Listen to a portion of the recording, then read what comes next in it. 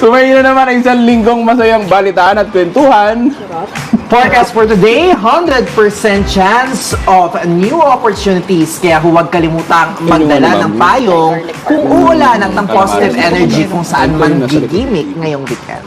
Resonation, manatiling nakatutok sa ating mga IBC social media platform, ganun din sa ating IBC News Advisory para sa mga mahalagang balitang hatid ng buong puwersa ng IBC News and Public Affairs. Train hard, stay humble, and celebrate every small win kasi bawat progress, panalo pa rin yan. At syempre, at Resonation, wag na wag magpapahuli sa mga latest ganap. Tandaan, hindi lahat ng trending ay worth your energy. Piliin ang peace over pressure at ang real over the viral. See you next week! Sa mga masasarap na pagkain at kaalamang ibabahagi namin ni Joshua Garcia sa panibagong Food Trip Adventure sa It's Fun tuwing linggo 10:30 a.m. to 11 a.m. Maging una sa lahat ng balita at inspiring kwento, i-follow ang aming social media accounts at Rise and Shine Pilipinas sa Facebook, YouTube at Instagram, habang RS Pilipinas naman sa TikTok at X. Ibabahagi na lahat ng inyong natutuhan at na-realize sa buong linggo pagsama niyo sa amin. Ano to yun? Let's light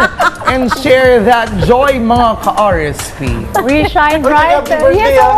Tuloy-tuloy lang ang pagtutok sa ating lumalaking umaga-arkadahan. Kita-kits tayo sa Lunes. Happy weekend, everybody! Maraming salamat muli sa mga kapatid natin, kay Maui, sa Taguig, kay Laila at kay Tito Mondi. Mag-ingat po lagi! Ang naglalaki namin sorpresa dito lang sa inyong pambansang morning show kung saan laging una ka.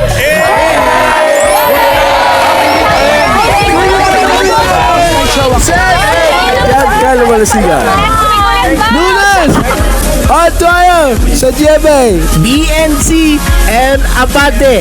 Kasama mo!